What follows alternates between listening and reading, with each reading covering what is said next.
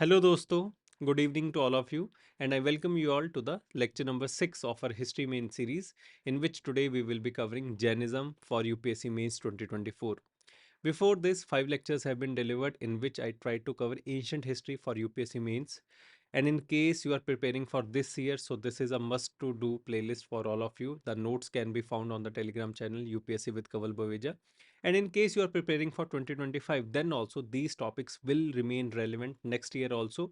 Please go through them once. You will find them very valuable and do add these notes to your class notes so that you can prepare comprehensively for the next year. अगर हम इसके पहले 5 lectures की बात करें उसमें हमने सबसे पहले ये देखा कि जिस भी हम टॉपिक को कवर करते हैं उसमें से यूपीएससी ने किस तरह के क्वेश्चन पूछे हैं। तो अगर हम जैनिज्म की बात करें तो एक भी क्वेश्चन पिछले 10 साल में नहीं पूछा गया है। On the other hand side अगर हम प्रीलिम्स की बात करें तो प्रीलिम्स के अंदर जैनिज्म का ऑलमोस्ट हर दूसरे साल क्वेश्चन देखने को मिलता है। So this in itself is a very astonishing fact कि जैनिज्म के पीछे के बारे में क्वेश्चन क्यों नहीं पूछा गया। जबकि अगर हम बुद्धिज्म की बात करें तो ऑलमोस्ट हर दूसरे साल मेंस में क्वेश्चन पूछा जाता है। But still I sense that I feel that कि इस बार जैनिज्म में से क्वेश्चन पूछा जाएगा, तो उसी हिसाब से मैंने कवर करने की कोशिश की है। सबसे पहले हम जैनिज्म के जो बेसिक टेनेंट्स हैं फाउंडेशन के साथ शुरू करेंगे, और जो एक बुनियादी क्वेश्चन बनता है जो पूछा जाता है आज के टाइम में कि उसका प्रेजेंट डे रेलेवेंस क्या है, वो आज की दिक्कतों को किस तरह से सॉल्व कर सकता है उनकी फिलॉसफी, उसके बारे में बात करेंगे। And then just a second, then we will be covering Jain art and architecture कि उनके फिलॉसफी से जुड़े हुए जो आर्किटेक्चरल मॉन्यूमेंट्स हैं उनके बारे में स्टडी करेंगे, उनके डिज़ाइंस के बारे में बात करेंगे। अब बहुत ज़्यादा कुछ नेट के ऊपर अवेलेबल नहीं है। जैन आर्किटेक्चर बाकी धर्मों के आर्किटेक्चर की तरह डेवलप नहीं हुआ, इसका एक अलग तरह का प्रोग्रेस था, उसके बारे में बात करेंगे ताकि मुश्किल से मुश्किल क्वेश्चन हो जाए हमारा गलत ना हो, हम वहाँ पर एम्प्टी हैंडेड ना रहें, at least we will have something to write. And along with this मैंने एक बहुत मेरे को लगता है कि शायद ये क्वेश्चन पूछा जा सकता है that what are the basic fundamental differences between Buddhist and Jain architecture, क्योंकि बहुत चीज़ों के बारे में तो ऑलरेडी क्वेश्चन पूछा जा चुका है। बुद्धिज्म और जैनिज्म के आर्किटेक्चर के डिफरेंसेस नहीं पूछे गए हैं, तो उसके बारे में स्टडी करेंगे। एंड एट लास्ट हम एक प्रॉबेबल क्वेश्चन को डिस्कस करेंगे जो इस सेक्शन में से पूछा जा सकता है। वो एक कॉम्प्रिहेंसिव क्वेश्चन है कि जो जैनिज्म और बुद्धिज्म है वो एक सोशल मूवमेंट्स थे which were under the umbrella of religion, कि वो किस तरह से सामाजिक प्रक्रिया उन्होंने शुरू की, एक सामाजिक मूवमेंट्स उन्होंने शुरू की। तो ये यूपीएससी हिस्ट्री ऑप्शनल के अंदर क्वेश्चन पूछा गया था। तो क्योंकि ये बहुत सटल क्वेश्चन है जिसको जनरल स्टडीज में भी पूछा जा सकता है, तो उसको कवर करेंगे और उसके साथ फिर आपको सिखाने की भी कोशिश करूंगा कि आंसर राइटिंग किस तरह से की जाती है। और मान लीजिए आपको क्वेश्चन ना भी आते हों, जो जनरिक क्वेश्चन आएंगे वो हम किस तरह से अटेम्प्ट करेंगे। All of these notes can be found on the Telegram channel. तो अगर आपने पहले की क्लासेस के नोट नहीं संभाल के रखे हैं, सिर्फ लेक्चर देखने से कुछ बहुत ज़्यादा नहीं होगा, you will have to work hard on your own. कोई भी टीचर, कोई भी कोचिंग इंस्टीट्यूट आपको नहीं बना सकता, इंक्लूडिंग मी। अगर मैं सबसे पहले बेसिक टेनेंट्स और बेसिक फाउंडेशनल प्रिंसिपल्स ऑफ जैना फिलॉसफी की बात करूं, तो बुद्धिज्म के अंदर भी वही सेम थे, पर अगर हम जैनिज्म की बात करें तो उसके अंदर 5 मेन माने जाते हैं। सबसे पहले है अहिंसा। अहिंसा परमो धर्म, की अहिंसा ही सबसे बड़ा वर्च्यू है हमारी दुनिया का, और अहिंसा के बिना कुछ भी नहीं है। ये जैना फिलॉसफी का सबसे बेसिक सिद्धांत है। उसका प्रभाव बहुत ज़्यादा देखने को मिलता है जैनिज्म के अंदर, और इसे महात्मा गांधी ने सीखा। महात्मा गांधी ने बताया भी कि मैं जैनिज़्म की फ़िलॉसफ़ी से बहुत प्रभावित था, तो जैनिज़्म की वजह से, उसकी कार्डिनल प्रिंसिपल की वजह से हमारे देश के नेशनल मूवमेंट के अंदर बहुत ज़्यादा कंट्रीब्यूशन है, बिकॉज़ हमारा एक तरह का नॉन वायलेंट स्ट्रगल था। तो इस तरह के आप पॉइंट्स लिंक कर सकते हो। आप कोई भी पॉइंट उठा लीजिए, अगर आप उसका प्रेज़ेंट डे कंट्रीब्यूशन देखेंगे तो आपको कहीं न कहीं मिल ही जाएगा। Then thus at the second place we have satya और ट्रुथफुलनेस, कि सत्य तो बहुत बेसिक कार्डिनल प्रिंसिपल है। Honesty is the best policy, हमने हमेशा देखा है कि इंटेग्रिटी ही एक सिविल सर्वेंट का गहना होता है। तो ये सारा कुछ आप वहाँ पर यूज़ कर सकते हो। Then at third we have Asteya और नॉन स्टीलिंग। यहाँ पर अगर हम अस्त्य या फिर नॉन स्टीलिंग की बात करेंगे तो एक कॉम्प्रिहेंसिव कंसेप्ट है। ये सिर्फ फिजिकल स्टीलिंग की बात नहीं कर रहा, ये हर उस कंसेप्ट को बीच में इंक्लूड करेगा जहाँ पर आप गलतियाँ कर सकते हो, दूसरों को नुकसान पहुंचा सकते हो अपने ग्रीड को और बड़ा करने के लिए, तो वो अस्त्या का कंसेप्ट है। देन वी हैव ब्रह्मचर्य, चेस्टी और सेलिबेसी। ये आज के ज़माने के हिसाब से जब बच्चों का जो एक्सपोजर है because of the social media and all, क्योंकि बहुत बढ़ता जा रहा है, तो ब्रह्मचर्य का जो कार्डिनल प्रिंसिपल है कि एक टाइम तक आपको अपने सेक्सुअल अर्जेस को रेस्ट्रेन करके रखना चाहिए, ताकि आप अपनी उस एनर्जी को एक फोकस चैनल के थ्रू जनरलाइज कर सको तो ये कंसेप्ट वहां पर यूज हो गया। देन वी हैव अपार गृह, this is one of the most important principles of Jainism. इसका मतलब है नॉन पोजेसिवनेस, कि जितनी आपकी ज़रूरतें हैं, अगर आप उससे ज़्यादा एक्वायर कर रहे हो, not only in terms of physical needs, materialistic need भी नहीं, अगर आप मेंटल लेवल के ऊपर भी ज़्यादा कंफर्ट चाहते हो, तो यहाँ पर हर एक चीज़ को नेगेट करने की बात की गई है। नॉन पोजेसिवनेस, जैसे आज के टाइम में जो बेसिक मुद्दा है ग्रोथ वर्सेस डेवलपमेंट का, तो उसके अंदर आप बहुत सुंदर तरीके से भी बता सकते हो कि जो जैना फिलॉसफी का कार्डिनल प्रिंसिपल है अपार गृह, तो अगर इंसान इसको जानता है, इसको मानता है और वो ये समझे कि मेरे को अपनी ज़रूरतों के हिसाब से ज़्यादा नहीं चाहिए, जितना जितने में मैं खुश रह सकता हूँ, जितने में मैं कंफर्टेबली सस्टेन कर सकता हूँ। जैसे हम अपने घरों में देखते हैं, हमारे घर बहुत बड़े हैं, हमारी ज़रूरतों के हिसाब से बहुत बड़े हैं, and on the other hand side वो भी लोग हैं जो ज़मीन पे रहते हैं, जिनके पास अपने घर नहीं है, रोड के नीचे रह रहे हैं, मतलब कि इनइक्वल डिस्ट्रीब्यूशन ऑफ वेल्थ है, इनइक्वालिटी है समाज के अंदर। तो उस इनइक्वालिटी को हम किस तरह से टैकल कर सकते हैं? Through this cardinal principle of aparigraha, which is non possession according to your needs, की जितनी ज़रूरतें हैं उतना ही खाना खाओ, उतनी ही ज़रूरतें रखो, and also at the mental level. Then we have Anekantavada, जो कि है नॉन एब्सोल्यूटिज्म, जिसका मतलब क्या है कि जो आप देख रहे हो दुनिया में ज़रूरी नहीं है वही सच हो, वो सिर्फ आपका एक परसेप्शन है, क्योंकि आप एक सर्टेन नज़रिए से, आप एक सर्टेन परसेप्शन से उस चीज़ को देखते हो, इस वजह से आपको वो चीज़ ठीक लगती है। But at the same time there may be another person with different set of experiences, challenges, struggles, वो चीज़ों को, दुनिया को अलग तरह से देखेगा, वो आपकी तरह नहीं देख सकता। ये शायद जैनिज्म का सबसे ब्यूटीफुल कंसेप्ट है, जो हजारों साल पहले उन्होंने समझाया कि आपको ये कभी भी नहीं माना that I am the absolute one, you are one of the perceptions of that absoluteness, जिसको हम भगवान कहते हैं, उसको यहाँ पर अनेकतान वादा के थ्रू समझाने की कोशिश की गई है।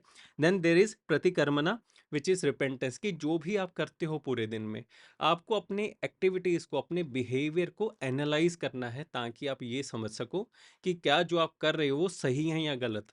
कई बार हम इग्नोरेंस की वजह से, एरोगेंस की वजह से, इगोइस्टिक एटीट्यूड की वजह से अपने बिहेवियर को, अपने एक्शंस को रेगुलेट नहीं कर पाते, एंड क्योंकि हमारे पास अनेकतानवादा का कंसेप्ट भी नहीं है, तो हमारे को लगता है कि हम जो करें वो एकदम ठीक है, तो हम रिपेंटेंस नहीं कर पाते। अगेन महात्मा गांधी की अगर आप फिलॉसफी की बात करो, उसके अंदर इस आइडिया का बहुत बड़ा कंट्रीब्यूशन है। सो अगेन ये बेसिक टेनेंट्स आपके लिए पता होने बहुत ज़रूरी है। एंड लास्ट में जो थ्री ज्वेल्स ऑफ जैनिज्म है, वो है right knowledge, right faith, and right conduct. मैंने इसको केएफसी की तरह याद रखा है हमेशा, उस वजह आसानी से याद रहता है। अगर आप बेसिकली इसको समझने की कोशिश करो, तो जैनिज्म ये कहता है, सिंपल शब्दों में मैं आपके हिसाब से समझाने की कोशिश कर रहा हूँ, कि मान लीजिए आपने जीवन में कुछ भी अचीव करना है, उसके लिए आपको तीन चीजें होनी प्री रेक्विजिट है। सबसे पहले तो आपका विश्वास होना चाहिए। जैसे फॉर एग्जांपल, मान लीजिए आप यूपीएससी की तैयारी कर रहे हैं, आपने पेपर को निकालना है, तो सबसे पहले आपको खुद में विश्वास होना चाहिए कि आप ये चीज कर सकते हो। अगर मान लीजिए मैं कहूँ मैं आपको पढ़ा ही नहीं सकता, मेरे में उतना वर्थ वर्थ ही नहीं है, मेरे पास उतनी नॉलेज नहीं है, तो आप मेरे से नहीं पढ़ोगे ना। पहले, सबसे पहले मेरे को खुद में विश्वास होना चाहिए, और आपको खुद में विश्वास होना चाहिए that yes we can do it. Then faith के बाद हमारे पास आएगी नॉलेज, की हमारे को अगर इस पेपर को निकालना है, या फिर मेरे को अगर आपको पढ़ाना है, तो मेरे को ये पूरी पीपीटी बना के आनी पड़ेगी, इसमें बहुत टाइम लगेगा, फिर हर एक चीज़ पढ़नी पड़ेगी, ढंग से पढ़नी पड़ेगी, ताकि मैं एटलीस्ट उतनी नॉलेज प्रोवाइड कर सकूं जिससे आपके मेंस में सहायता हो सके। अगर मैं यहाँ पर आके लंबे लंबे कोर्स पढ़ा रहा हूँ, पूरी कंसेप्चुअल नॉलेज देने की कोशिश कर रहा हूँ, विच मीन्स वो मैं मेंस की क्लास नहीं ले रहा। अगर हम आपकी बात करें, तो आपको भी अपने अंदर फेथ जगाने के बाद नॉलेज एक्वायर करनी पड़ेगी, क्योंकि नॉलेज की कश्ती के ऊपर बैठते हुए ही आप इस पेपर के दरिया को पार कर सकते हैं। देन तीसरे नंबर के ऊपर है कंडक्ट। मान लीजिए आपके पास विश्वास भी है, आपके पास नॉलेज भी है, पर अगर अगर आपका कंडक्ट सही नहीं है, अगर आप डिसिप्लिन नहीं है, अगर आप में इंटेग्रिटी नहीं है, आप ढंग से प्रिपेयर नहीं कर रहे, आप एक दिन पढ़ रहे हैं, दो दिन छुट्टी मार रहे हैं, आप में नॉलेज पर बहुत ज़्यादा है, तो उसका भी कोई फायदा नहीं होगा। इसी वजह से these basic fundamental principles are called as the jewels of Jainism, three jewels of Jainism, right knowledge, right faith and right conduct। इस तरह से याद रखेंगे, और दुनिया के किसी भी कंसेप्ट के लिए बात एकदम सही है, एकदम ट्रुथ है, कि केएफसी होना चाहिए। सो आई होप कि आप इस चीज को ध्यान में रखोगे। देन यहाँ पर उसकी थोड़ा बहुत एक्सप्लेनेशन भी है, अलोंग विद दैट उसके एग्जांपल्स भी मैंने दिए हुए हैं कि अगर हम अहिंसा की बात करें तो वो आज के प्रेजेंट डे Ahimsa रेलेवेंस में किस तरह से non-violence. हमारी मदद कर Ahimsa सकता है। has जैसे always been ahimsa accepted in philosophy Indian of culture Jainism as is the one of the highest biggest personal creditor of the value. Fact that Ahimsa vegan paramo and dharma. Ahimsa vegetarian in diets, Jain यहाँ पर religion vegetarian does diets not आएगा, only mean are on the physical rise की violence अगर हम but पूरी दुनिया mental में बात also. करें तो Ahimsa जो कंसेप्ट philosophy है of Jainism cruelty is against one of animal the जिसके लिए biggest पीटर भी creditor वाउच of the करता है, fact that तो वो vegan कंसेप्ट and क्या है कि हमारे vegetation को dietary वायलेंस habits नहीं are करनी, on कि the rise उनको भी now. Equal In he today's समझना है nuclear जिन world, जीव जंतु को the मार के idea हम of खा रहे हैं। equality engraved तो in वो basic Ahimsa is cardinal of the principle कहाँ guiding से, अहिंसा का principles which अहिंसा may सबसे save the पहले world from किसने the next अपना सबसे nuclear cardinal world war. Principle बनाया था, Jainism जैनिज्म for ने, क्योंकि UPSC उनका पूरा mains. धर्म ही इस चीज के ऊपर Philosophy टिका and हुआ है। present day जो relevance. पैरों में वो Mahatma जूते में Gandhi या was फिर the और best किसी and the तरह के most चप्पल famous वगैरह क्यों नहीं apostle of पहनते ताकि वो Mahavir's जीव जंतु ना मर philosophical जाए, वो tenets. हमेशा अपना Gandhi जो माउथ है वो demonstrated कवर that करके even an रखेंगे कि जो impossible हवा में जीव political जंतु हैं dream, freedom उनको कोई from नुकसान ना हो जाए। colonization, and could be basically अगर मैं realized इनके without use of आर्किटेक्चर की force भी or बात करूं, other इनका coercive आर्किटेक्चर के methods. अंदर He जितनी भी ये often said मूर्तियां that बनाते हैं Mahavir's अपने teachings तीरंदाज shaped की, his अपने भगवान philosophy की, of तो satyagraha, या तो firm सिटिंग adherence पोजीशन में to होगी या truth, फिर वो come what strictly may, and standing position में होगी। और non-violent स्टैंडिंग resistance. पोजीशन को पैरामाउंट Jainism for इसलिए माना जाता UPSC है mains. क्योंकि वो ये मानते Philosophy हैं कि and जब कोई present इंसान day खड़ा है तो relevance. उसका जो point Drawing. Of One contact है line. With the earth Drawing. वो Two मिनिमम है, lines. क्योंकि वो सिर्फ Drawing. अपने पैरों पे 13 खड़ा है। lines. तो द चांसेस और the probability of a living being getting crushed और killed by a human being when he is standing is at the minimum.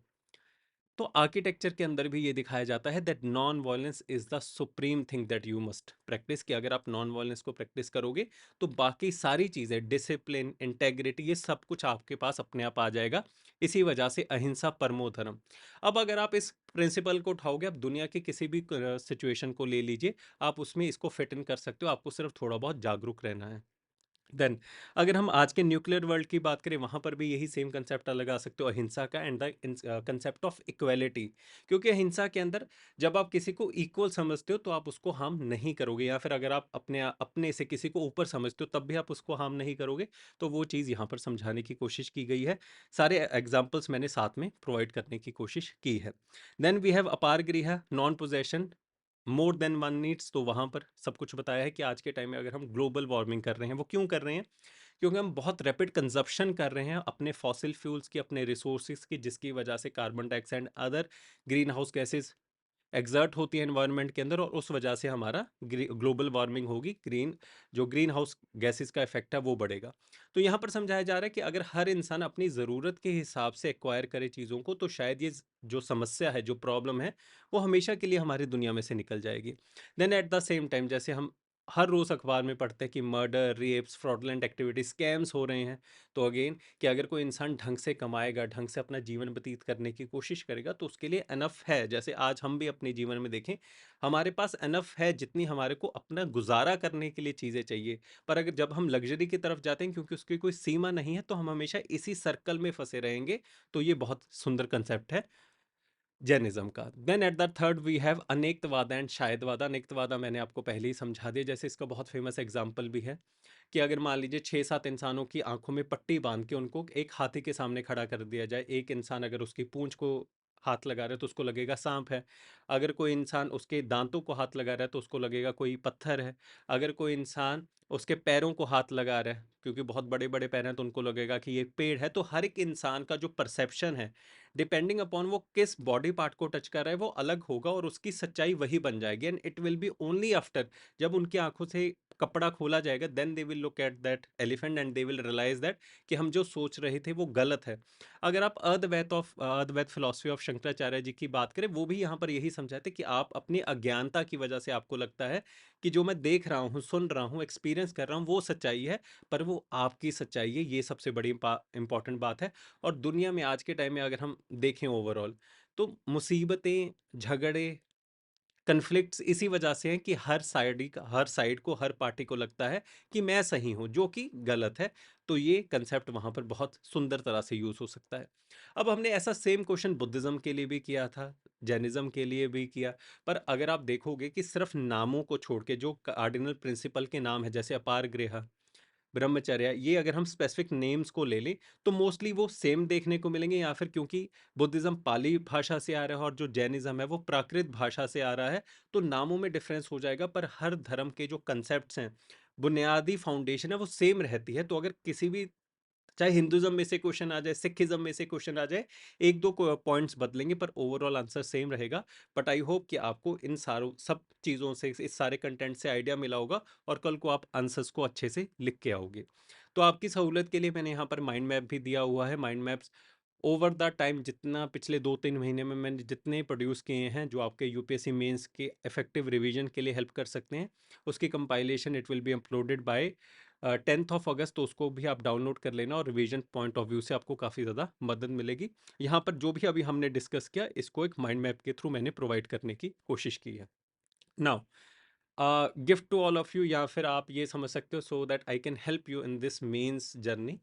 तो in case you are facing this problem कि आप mains के answers तो लिखना चाहते हो but you do not have any platform जहां से आप चेक करवा सकते हो, because most of the test series and जहां पर ये किया भी जाता है वहां पर क्वालिटी इंश्योर्ड नहीं होती या फिर वो बहुत महंगे हैं।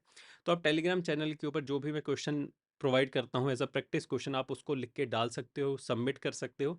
मैं उसको 3 या 4 दिन के अंदर आपको चेक करके वापस दे दूंगा। अगर आप पीछे टेलीग्राम चैनल में जाके देखोगे, अभी तक 3 हफ्ते के लिए हमने ये कोर्स को या इस प्रैक्टिस को चलाया है। It is free of cost. बस आपको ढंग से गाइडलाइंस को फॉलो करना है। फोटोज़ में आंसर्स को नहीं भेजना, प्रॉपरली उस पीडीएफ फॉर्मेट में भेजना है, प्रॉपर नेम करके अपना नाम और जिस टॉपिक के ऊपर आप क्वेश्चन लिख रहे हो। मोस्टली बच्चे मैं देखता हूँ कि मान लीजिए अगर टीचर सामने से मेहनत करने की कोशिश कर रहा है, तो आप इतनी ऑडेसिटी तो मत रखिए कि आप फोटोज़ के थ्रू फोटोज़ को कहो कि मेरी चेक कर दो। एक डिलीजेंस, ड्यू डिलीजेंस आपको भी फॉलो करनी पड़ेगी, गाइडलाइंस फॉलो करनी पड़ेंगी, तभी होगा। मैं हर रोज़ यही बच्चों को समझाता रहता हूँ कि ढंग से चीज़ों को करो। अगर आपने लिखा है तो एटलीस्ट उसको ढंग से सबमिट करो। फिर आपका आंसर अनचेक्ड रहेगा, that will not be my responsibility. So in case you are a serious aspirant and you want to practice, do the means practice, तो आप इसमें पार्टिसिपेट कर सकते हो। All the things have been mentioned on the screen, आप बाद में पढ़ सकते हो और टेलीग्राम चैनल में जाके चेक भी कर सकते हो, आपको चीज़ें समझ में आ जाएंगी। Then if we talk about Jainism के आर्किटेक्चर के बारे में, तो बहुत ज़्यादा डिटेल नहीं है। सबसे पहले हम आइकॉनोग्राफी की बात करते हैं। आइकॉनोग्राफी का मतलब कि इस आर्ट एंड आर्किटेक्चर के अंदर जो स्कल्पचर्स बनाए जाते हैं वो किस तरह के बनाए गए हैं, या फिर कल को मान लीजिए बुद्धिज्म के साथ इनका डिफरेंस आ जाए तो उस लिए भी ये पॉइंट बहुत ज़्यादा ज़रूरी है। अब अगर आप यहाँ पर देखोगे, इस जैन तीरंदकार की तस्वीर को देखोगे तो आपको बहुत सिंपल प्लेन तस्वीर देखने को मिलेगी। अगर हम इसका कंपैरिजन बुद्धिज्म के आर्किटेक्चर के साथ करें, उनके अंदर जो स्कल्पचर्स बनाए जाते थे, तो उसके अंदर Gandhara school of art, Mathura school of art, Amravati school of art, ये तीनों स्कूल ऑफ आर्ट पढ़ते हैं, जिसमें बुद्धा के जो स्टैचूज हैं वो बहुत अलग अलग तरह से, अलग अलग वेरिएशंस के साथ, कैरेक्टरिस्टिक्स के साथ बनाए जाते थे। बट ओवर है जैनिज्म के जितने भी स्कल्पचर्स हैं वो बहुत प्लेन सिंपल हैं, क्योंकि जैनिज्म इसी कंसेप्ट्स के बारे में बात करता है, मिनिमलिज्म के बारे में, सिंप्लिसिटी के बारे में, और वो इनके जो स्कल्पचर्स हैं, जो आइकॉनोग्राफी है, उसके अंदर भी देखने को मिलते हैं। जितने भी जैन तीरंदकार के जो स्कल्पचर्स हैं, स्टैचूज हैं, बनाए गए हैं, either they are in sitting position और they are in standing position. सिर्फ दो तरह के हमारे को स्कल्पचर्स मिलते हैं। और जैसे बुद्धिज्म के अंदर एक बहुत बड़े टाइम पीरियड को भी रिप्रेजेंट किया जाता है, बुद्धा के जो बचपन की कहानी है, प्रीवियस बर्थ्स की कहानी है, जटाका टेल्स, उसके अंदर बुद्धा को दिखाया जाता है। पर जैनिज्म के अंदर ऐसा कुछ भी नहीं है। तो वो स्ट्रिक्टली सिंपल फैशन एक आर्किटेक्चरल डिज़ाइन है अगर हम जैनिज्म की बात करें। और इसमें बॉडी को सिर्फ एक सिंपल बॉडी की तरह दिखाया गया है। कोई भी ऐसा नहीं है कि उसमें शोल्डर्स ब्रॉड दिखाए गए हों, उसमें मसल्स दिखाए गए हों, जैसे गंधारा स्कूल ऑफ आर्ट के अंदर दिखाया जाता है। ओवरऑल यहाँ पर सिंपल चीज़ें ही आपको देखने को मिलेंगी। अगर हम बुद्धिज़्म की बात करें तो वहाँ पर जैसे बुद्धा के लोटस सिंबल को दिखाया जाता है, एक व्हील को दिखाया जाता है जो कि उनके धर्म चक्र परिवर्तन को दिखाता है। पर जैनिज्म के अंदर अगेन ऐसा कुछ भी नहीं है। यहाँ पर नो डाउट सिंबल्स को यूज़ किया जाता है, जैसे हर तीरंदकार के साथ, हर भगवान के साथ उनका एक पर्टिकुलरली सिंबल एसोसिएटेड, जैसे हम महावीरा जी की बात करें, सो लायन सिंबल एसोसिएट किया जाता है। पर यहाँ पर जो लायन सिंबल है वो किसी पर्टिकुलर एस्पेक्ट को नहीं दिखा रहा है। जैसे बुद्धा का जो व्हील है वो उनके धर्म चक्र परिवर्तन का जो पूरा आइडिया है वो उसके उनके फर्स्ट सरमन को दिखाता है। पर यहाँ पर जो पर्टिकुलर सिंबल्स बनाए जाते हैं इन मूर्तियों के साथ, वो उन पर्टिकुलर तीरंदकार के आइडिया को रिप्रेजेंट करते हैं, ना कि किसी पर्टिकुलर एक्टिविटी को। ये चीज़ आप बेसिक चीज़ें ध्यान में रखोगे। सो जैनास मेनली डिपिक्ट तीरंदकारास और other important people in seated और standing position. They do not have distinct facial features, जैसे आप यहाँ पर देख सकते हो कोई डिस्टिंक्ट फेशियल फीचर नहीं है एज कंपेयर टू बुद्धिज्म।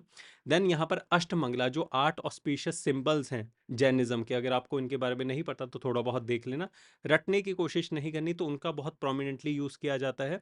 अगर हम यहाँ पर on the other hand side इनके स्कल्पचर्स के कानों की बात करें, ईयर्स की बात करें, तो वो बहुत इलोंगेटेड ईयर्स दिखाए गए हैं, जैसे यहाँ पर आप देख सकते हो।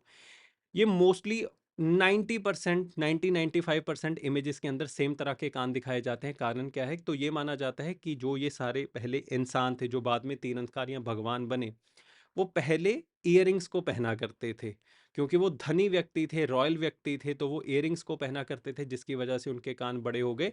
और जब उन्होंने जैनिज्म को एक्सेप्ट किया, इसके अंदर इस फोल्ड के अंदर आए, तो उन्होंने उस सबको छोड़ दिया। तो पुराने जीवन को दिखाने के लिए ये लॉन्गेटेड ईयर्स को दिखाया जाए, तो ये एक तरह का सिंबलिज्म है। बस इस चीज को ध्यान में रखना।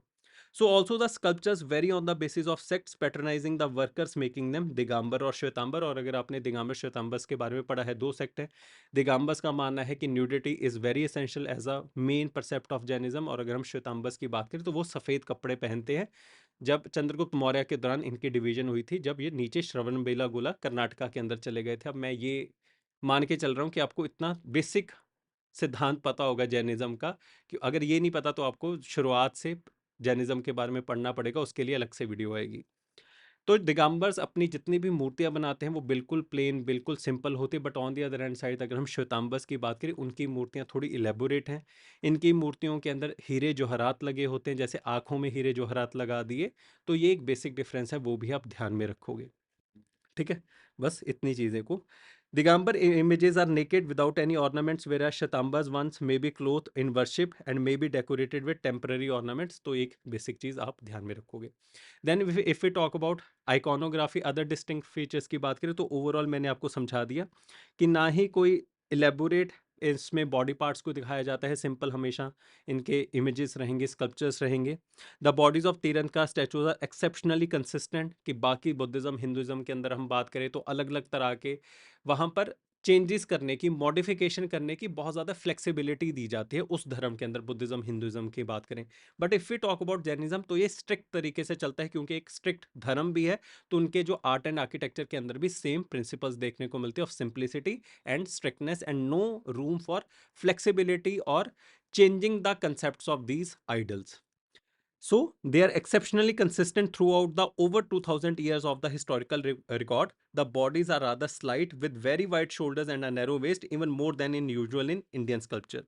The depiction takes relatively little interest in the accurate depiction of the underlying musculature and bones, but is interested in the modeling of the outer surfaces as broad swelling forms। के अंदर कुछ है उसके बारे में ज्यादा चिंता नहीं है। The ears are extremely elongated, suggesting that the heavy earrings the figurines wore in the early lives before they took to the path of enlightenment, when most were wealthy if not royal, कि पहले के जीवन को दिखाने के लिए। And four different तीरंदाज, जैसे यहाँ पर आप देख सकते हो कि ऐसी मूर्तियां जहां पर चारों डायरेक्शन में चार तरह की चीजें लगाई गई हैं, ऐसी आपने पहले भी देखी होंगी। तो यहाँ पर ये कंपेयर करते हैं कि बाकी धर्मों के अंदर जब ऐसे मूर्तियां या फिर स्कल्पचर्स बनते थे, उसमें चारों डायरेक्शंस में सेम तरह का इंसान दिखाया होता था। जैसे हम अशोका एम्बलम की बात करें, जो जो सारनाथ वाला पिलर है, उसमें शेर दिखाए गए हैं चारों डायरेक्शंस में, पर वो सेम शेर है, वो चार डायरेक्शंस में दिखाया गया है, उनकी चार क्वालिटीज। अगर आप हिंदू रिलीजन की भी बात करें तो वहां पर भी सेम तरह की आपको इमेजेस देखने को मिल जाएंगी, same person depicted in four directions. आप महाभारत से इसको जोड़ सकते हो, मेरे को बताना कि अगर आपको याद आए। And eight the same time पर अगर हम जैनिज्म की बात करें, तो यहाँ पर वो कहते हैं कि ये सेम इंसान नहीं है। अगर चार डायरेक्शन वाली कोई भी मूर्ति मिलती है, ये चारों अलग अलग तीरंदकार हैं, और वो अलग अलग क्वालिटीज को रिप्रेजेंट कर रहे हैं। तो ये एक बुनियादी डिफरेंस रहेगा। तो मैंने आपको बहुत सारे कंसेप्ट समझाए हैं कि अगर कल को जैनिज्म और बुद्धिज्म की बात आ जाए और उनके आर्किटेक्चरल डिफरेंसेस की बात आए, तो बहुत सारे हमारे पास पॉइंट्स हो गए। यहाँ पर purpose, iconography, architecture style and material used, scale and complexity, symbolism, artistic influence, geographical spread. जैसे ज्योग्राफिकल स्प्रेड की बात करें, तो अगर हम जैनिज्म के मोस्टली टेम्पल्स की बात करें, वो इंडिया सेंट्रिक ही हैं। आपको इस देश से बाहर जैनिज्म का प्रभाव बहुत ज़्यादा नहीं देखने को मिलेगा, और उसकी वजह से आर्किटेक्चरल जो मॉन्यूमेंट्स हैं वो भी हमारे इंडिया के अंदर ही देखने को मिलते हैं। But if we talk about Buddhism, आपको कंबोडिया, वियतनाम, थाईलैंड, इन सारे देशों में भी थाईलैंड का बुद्धिज्म का इन्फ्लुएंस देखने को मिलता है। तो वहाँ पर भी इनके टेम्पल्स हैं। तो ये जोग्राफिकल, अगर आप प्रॉक्सिमिटी की बात करो, जोग्राफिकल स्प्रेड की बात करो, तो एक बुनियादी मुद्दा आ जाएगा। प्रोमिनेंट एग्जांपल्स दिए हुए हैं, तो प्लीज़ इनको एक बार पढ़ लेना, समझ लेना, तो आपके लिए काफ़ी ज़्यादा फायदा रहेगा। एक जैना आर्किटेक्चर के अंदर एक जो सीन है, अगर हम ओवरऑल एक जेनरिक सीन की बात करें, उसको कहा जाता है समावसरना। ये जो समावसरना है, उसमें क्या है कि एक तीरंदकार है जो सेंटर में बैठे हैं और उनके जो डिसाइपल्स हैं, जिनको हम गंधारास कहते हैं, वो उनकी ऑडियंस में बैठे हैं। ऐसे सीन बहुत बार देखने को मिलते हैं, तो ये भी एक चीज़ आप ध्यान में रखोगे। Now, moving forward, we will be practicing one important question for this Jainism and Buddhism. तो क्वेश्चन ये यूपीएससी हिस्ट्री ऑप्शनल ऑप्शनल का पीवाईक्यू है। मुझे लगता है कि ये 15 साल पहले पूछा गया था, आज ये जनरल स्टडीज में ज़रूर पूछा जा सकता है। सो क्वेश्चन है, Buddhism and Jainism were social movements under the umbrella of religion and the directive is comment. कि बुद्धिज्म जैनिज्म एक सोशल मूवमेंट थे जो सामाजिक प्रक्रिया थी, उसकी वजह से वो निकले और अल्टीमेटली रिलीजन का उसने शेप ले लिया। तो अगर आप इस पूरे टाइम पीरियड की बात करो, ये टाइम पीरियड है जनपद और महाजनपद का, और वैदिक एज के बाद, क्योंकि वैदिक एज में वेदों का पूरा आइडिया है, वेदों का जो ज्ञान है वो समाज के अंदर आया, उसके जो आइडियाज, फिलॉसफीज, उसके प्रिंसिपल्स को अपनाया गया। तो उसमें करप्शन की वजह से, क्योंकि वो कंसेप्ट्स तो एकदम ठीक है, जैसे वर्ना सिस्टम की अगर हम बात करें, वो कंसेप्ट था बेस्ड अपॉन योर कर्मा, कि अगर आप जिस तरह के कर्म करोगे, आप जिस तरह की नॉलेज एक्वायर करोगे, उस हिसाब से समाज में ऊपर नीचे होगे। अगर आपके पास दिमाग है, अगर आप दिमाग वाला काम करोगे, तो आप हमेशा ऊपर रहोगे, तो आप ब्राह्मण कैटेगरी में जाओगे। अगर आप प्रिंसली रूल कर रहे हो, अगर आप रूलिंग क्लास को बिलोंग करते हो, तो आप क्षत्रिय बनोगे। अगर आप ट्रेड एंड ऑक्यूपेशन के अंदर हो, तो आप वैश्य बनोगे। और अगर आप कुछ भी नहीं कर रहे, बेस्ड अपॉन द कर्मा, कि आपने अपने जीवन को ढंग से संचालित नहीं किया, तो आप शूद्र बनोगे, कि आपके पास क्वालिटीज नहीं है। पर ओवर द टाइम हमने इसमें करप्शन को ऐड कर दिया, इसको एक हेरिडिटरी प्रोसेस बना दिया कि ब्राह्मण का बेटा ब्राह्मण बनेगा, शूद्र का बेटा शूद्र बनेगा।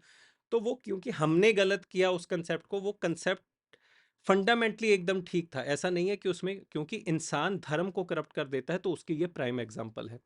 तो उस चीज़ों के खिलाफ कि जो लोग दबे कुचले गए, जिनको लोगों को एक्सप्लॉइट किया गया, नीचे समाज में रखा गया, तो उनको ऊपर लेके आने के लिए जैनिज्म बुद्धिज्म आए। और इस जैनिज्म बुद्धिज्म ने, ये एक एक्सक्लूसिव धर्म नहीं थे कि ये पर्टिकुलर इंसान ही इस धर्म में आएंगे, ये ऑल इंक्लूसिव धर्म थे कि सारे अनटचेबल्स वगैरह वगैरह हमारे साथ आ सकते हैं, क्योंकि भगवान का कंसेप्ट यहाँ पर और दिया गया है। These social movements rejected the authority of the Vedas, कि वेदास ही प्राइम सच नहीं है, उसके अलावा भी बहुत कुछ हो सकता है, और जो वेदास में लिख दिया गया जरूरी नहीं है वो सच हो। ये इनका बेसिक कार्डिनल प्रिंसिपल है। इसी वजह से इनको हेट्रोडॉक्स सेक्ट कहा जाता है, या फिर इनको श्रामना मूवमेंट कहा जाता है। आई होप कि आपको ये जो सारे शब्द हैं वो ध्यान में होंगे, आपको थोड़ा बहुत आइडिया होगा। ये नहीं है कि मैं बोल रहा हूँ आपको एलियन शब्द लग रहे हैं ये। अगर आपको नहीं अंदाज़ा, या फिर आपको अभी उतनी डेप्थ में नॉलेज नहीं है, तो प्लीज़ एक बार फाउंडेशनल क्लासेस के वीडियोस को देख लेना। आपको नेट के ऊपर मेरे नाम के साथ भी मिल जाएगा, या फिर और किसी अच्छे टीचर के थ्रू भी आप देख सकते हो। तो इंट्रोडक्शन के अंदर आप इसी चीज़ को समझाओगे that during the 6th century BC, dominant Brahmanical system characterized by elaborate rituals and sacrifices faced growing discontent among the masses, resulting into the emergence of 63 heterodox sects, of which Buddhism and Jainism stood apart. तो हमने पहले पीछे की बात की कि ये धर्म आए कहाँ से, कि जब ब्राह्मणिकल सोसाइटी की डेवलपमेंट हो रही थी और एक तरह का सिस्टम बनते जा रहा था समाज का, तो उस जमाने में एक रिएक्शन, एक क्रिटिसिज्म की तरह ये दोनों धर्म निकल के आए। टोटल 63 तरह के सेक्ट निकले थे, जिसमें हम आजीविका चारवक्स की भी बात कर सकते हैं, पर उसके अंदर ये Buddhism and Jainism will stand apart. These movements not only challenged the Vedic orthodoxy but also addressed social inequalities and advocated for ethical living, transcending mere religious boundaries, evolving into powerful social movements in ways such as। अब ways such as के अंदर मैं आपको एक बार heading समझा देता हूँ। सबसे पहले टीचिंग एंड सोशल रिफॉर्म, कि समाज के लिए इन्होंने क्या क्या रिफॉर्म किए, सिर्फ धर्म की बात नहीं कर रहे, समाज के लिए इन्होंने क्या रिफॉर्म्स किए, क्या उनमें चेंजेस लेके आए, क्या इन्होंने बेसिक मुद्दों को उठाया कि ये नहीं होना चाहिए, ये गलत है, जैसे अनटचेबिलिटी, सोशल एक्सक्लूजन, इन सारे मुद्दों को उठाया गया। देन अगर हम इकोनॉमिक एंड एजुकेशन इम्पैक्ट की बात करें, तो इन्होंने अपने रिलीजियस आइडियाज़ को, अपनी फिलोसफीज़ को आगे बढ़ाने के लिए लोगों को पढ़ाया लिखाया भी। अगर हम मॉन्क्स की बात करें, चाहे बुद्धिस्ट मॉन्क्स या फिर जैना मॉन्क्स की बात करें, उनको आगे बढ़ाया गया, तो समाज का उद्धार हुआ। और अगर ये उद्धार होगा, तो आपको पता है कि जैनिज्म के अंदर, क्योंकि आपको एग्रीकल्चर करने की अनुमति नहीं है, एग्रीकल्चर जो भी लोग प्रैक्टिस करते हैं वो जैनिज्म के अंदर नहीं आ सकते, बिकॉज जब आप एग्रीकल्चर करोगे, तो आप हल को जोतते हुए आप एग्रीकल्चर को करते हुए बहुत सारे जीव जंतुओं की के मृत्यु कर दोगे, क्योंकि आपको फर्टिलाइजर, इंसेक्टिसाइड, पेस्टिसाइड डालने पड़ेंगे। और ये आज की बात नहीं है, आज से हजारों साल पहले से ये कंसेप्ट चलता आ रहा है। इसी वजह से आप देखोगे कि जैनिज्म के अंदर जितने भी जैन लोग हैं, वो मोस्टली बिजनेस कम्युनिटी को प्रैक्टिस करते, बिजनेस कम्युनिटी से बिलोंग करते हैं।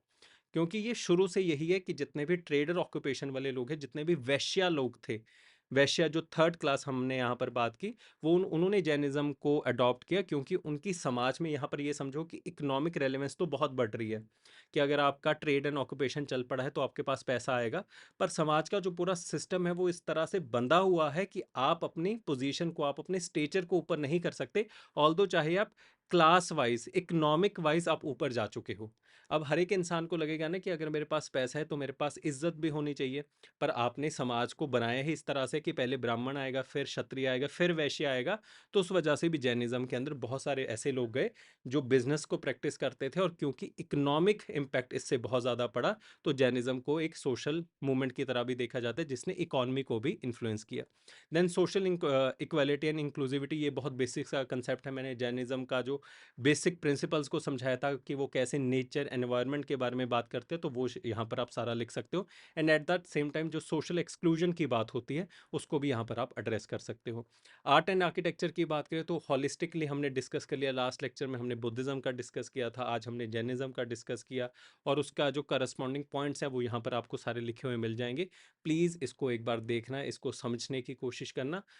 मोस्ट प्रोबेबली ऐसा कोई क्वेश्चन आपको पूछा जाएगा इस बार मेंस के अंदर। And at last cultural exchange and influence, की सामाजिक मूवमेंट थे तो इनके धर्मों की वजह से समाज का उद्धार कैसे हुआ कि यहाँ के आइडियाज़, यहाँ के वैल्यू सिस्टम बाहर गए, बाहर से लोग यहाँ पर स्टडी करने के लिए आए, तो वो अपने वैल्यू सिस्टम को, अपने देश के आदतों को, रीति रिवाजों को साथ में लेके आए होंगे। So this is one point. So total there are 5 headings which you have discuss कि किस तरह से बुद्धिज्म और जैनिज्म एक सोशल मूवमेंट की तरह थे। सबसे पहले टीचिंग एंड सोशल रिफॉर्म, या फिर societal reform, then we have economic and educational impact, social equality and inclusivity, then we have art and architecture, and last में cultural exchange and influence. Conclusion आप इन्हीं लाइनों के ऊपर कर सकते हो कि किस तरह से उन्होंने समाज का उद्धार किया। So in total this was all about Jainism that you may need to study for UPSC mains 2024 and 2025. In case you have any suggestions that I may have left from the ancient India, you are always free to comment that. And last में Jainism का एक बहुत सुंदर coat है, उसके साथ खत्म करना चाहूँगा। प्राकृत भाषा में है, मेरे को वो नहीं आती, तो उसका जो ट्रांसलेशन है उसको मैं पढ़ता हूँ। तो जैनिज्म कहता है that without knowledge there is no wisdom, without knowledge there is no past understanding, without knowledge there is no faith in the past, and without knowledge there is no essence of religion. कि जब तक आपके पास ज्ञान नहीं होगा तब तक आपको कुछ नहीं मिलेगा जीवन में। अगर आप धर्म की भी बात करो, आप धर्म को भी तभी समझ सकते हो जब आपके पास ज्ञान हो। तो ज्ञान सबसे बड़ी इंपॉर्टेंट चीज यहाँ पर बताई गई है। और ये भी एक बहुत फेमस कोट है that you can only gain knowledge but not wisdom. Wisdom के लिए आपको खुद से जरूर मेहनत करनी पड़ेगी। ज्ञान आपको मिल सकता है, पर उससे जो समझ है वो आपको शायद कभी ना मिल पाए अगर आप ढंग से अपना कंडक्ट या फिर आपकी फेथ नहीं है। So with this I would like to conclude today's lecture. मैं आशा करता हूँ कि आपको अच्छा लगा होगा, आपको समझ में आ गया होगा, और इसी तरह से अगले लेक्चर के अंदर फिर हम मिडेवल इंडियन हिस्ट्री को शुरू करेंगे। और अगर आप टाइम तक एंशंट को पूरा करके मिडेवल को साथ में पूरा कर लोगे तो मैं आपसे ये वादा करता हूँ कि अगर इतनी हम मेहनत करके जाएंगे तो 2 क्वेश्चन के आसपास, टोटल 6 क्वेश्चन पूछे जाएंगे हिस्ट्री में से, 2 क्वेश्चन के आसपास आपको वहाँ पर बहुत आसानी से कंटेंट पता होगा कि मैं इसमें ये लिख सकता हूँ, क्योंकि हमने हर एक तरह की चीज़ों को, मोस्ट इंपॉर्टेंट चीज़ों को कवर करने की कोशिश की है। So this was all for today. Thank you so very much. I hope that you would have liked the lecture. The notes are available on the Telegram channel UPSC with Kaval Vijay. Do participate in the mains answer writing practice. It will help you a lot. Each and every answer is diligently checked ताकि आपको दिखे कि हाँ मेहनत हुई है हर answer के ऊपर। एंड आई होप कि हम इसी तरह से मेहनत करते रहेंगे। So will meet you next time. Thank you so very much.